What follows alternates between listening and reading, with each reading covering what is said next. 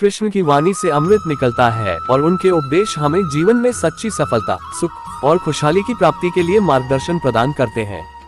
उन्होंने भगवद गीता के माध्यम से मानवता को अनंत ज्ञान, प्रेरणा और मोक्ष के लिए एक उदाहरण दिया है। उनके उपदेशों में आत्मनिर्भरता, कर्मयोग और अंतर्यात्रा के महत्व का वर्णन है। आप जैसे महान आत्मा के उद्देश्य को समझना संभव नहीं है।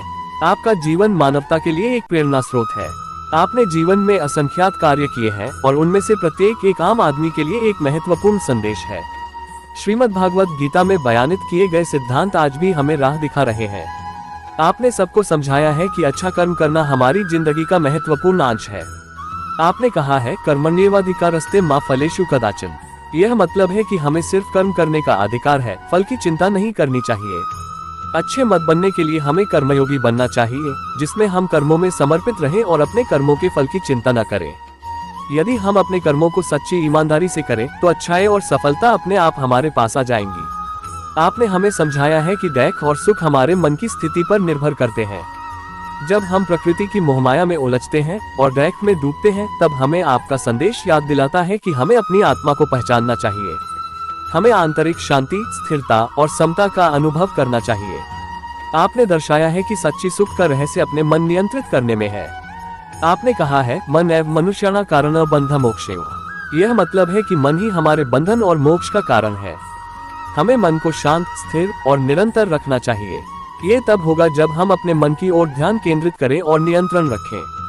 आपने अपने जीवन में दया, प्रेम और सद्भाव का अद्वितीय महत्व बताया है। हमें सभी लोगों के प्रति सहानुभूति और प्रेम रखना चाहिए। हमें दूसरों की मदद करनी चाहिए और सभी के अच्छे गुणों को सराहना करनी चाहिए। हमें एक आपसी संबंध बनाना चाहिए और सभी के साथ न्याय और सम्मान के साथ व्यवहार करना चाहिए। आपने हमें ईश्वर में विश्वास रखने की अपार महत्वता बताई है। आपने कहा है, योग क्षेम वहाम्यहम्। इसका अर्थ है कि जब हम ईश्वर में आस्था रखते हैं और उनके मार्ग पर चलते हैं, तो वह हमारी योग्यता और कल्याण की देखभाल करते हैं। इस प्रेरणादायक भाषण के माध्यम से आपने हमें ये सिखाया है कि अच्छे मत बनना हमारी अपार सुख, सफलता और खुशहाली का कारण है। हमें सच्ची ईमानदारी से कर्म करना चाहिए, मन को नियंत्रित रखना चाहिए और प्रेम और सद्भाव से अपने सबके प्रति व्यवहार करना चाहिए।